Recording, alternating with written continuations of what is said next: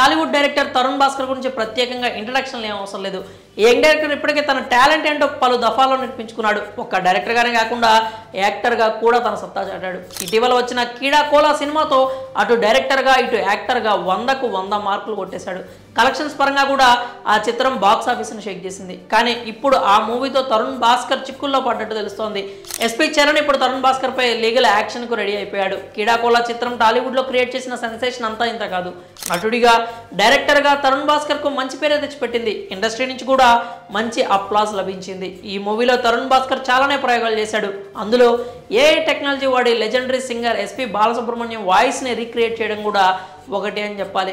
అయితే social media వరకు ఇది బాగానే ఉన్న తరుణ్ భాస్కర్ మాత్రం దాన్ని ఏకంగా సినిమాలో వాడేశాడు. సినిమా పరంగా ఏఐ వాయిస్ని అందరూ ఎంజాయ్ చేసినా ఇప్పుడు ఆ పనే తరుణ్ భాస్కర్ని చిక్కుల్లో పడేసింది. తరుణ్ భాస్కర్ ఎస్పీ బాలసుబ్రహ్మణ్యం వాయిస్ని వాడడంపై ఎస్పీ చరణ్ ఆగ్రహం వ్యక్తం చేసిన విషయం తెలిసిందే.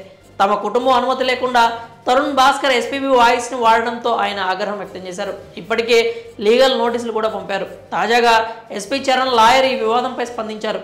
తరుణ్ భాస్కర్ చేసిన పనికి క్షమాపణలు చెప్పడం మాత్రమే కాకుండా ₹1 కోటి నష్టపరిహారం కట్టాలని తెలిపారు. అంతేకాకుండా రాయల్టీలో షేర్ కూడా ఇవ్వాలంటూ డిమాండ్ చేశారు. ఈ వ్యవహారం ప్రస్తుతం టాలీవుడ్లో పెద్ద ఎత్తున చర్చకు దారితీసింది. ఈ వివాదం ఇప్పుడల్లా సమసిపోయే పరిస్థితి కూడా కనిపించట్లేదు. గతంలో నోటీసులు పంపిన సమయంలో ఎస్పీ చరణ్ ఏఐ టెక్నాలజీని ప్రశంసించారు. ఇప్పుడు మన మధ్య లేని ఆయన తండ్రి గాత్రాన్ని ఇలా టెక్నాలజీ ద్వారా రీక్రియేట్ చేయడం బాగుంది అన్నారు. అయితే ఇలా తమ అనుమతి తీసుకోకుండా వ్యాపారం కోసం వాడుకోవడం మాత్రం కరెక్ట్ కాదంటూ చెప్పుకొచ్చారు. అందుకే లీగల్గా ముందుకెళ్తామని చెప్పారు. మరి ఈ నష్టపరిహారం, రాయల్టీలో షేర్ వంటి డిమాండ్లపై తరుణ్ భాస్కర్ ఏ విధంగా స్పందిస్తాడో చూడాలి.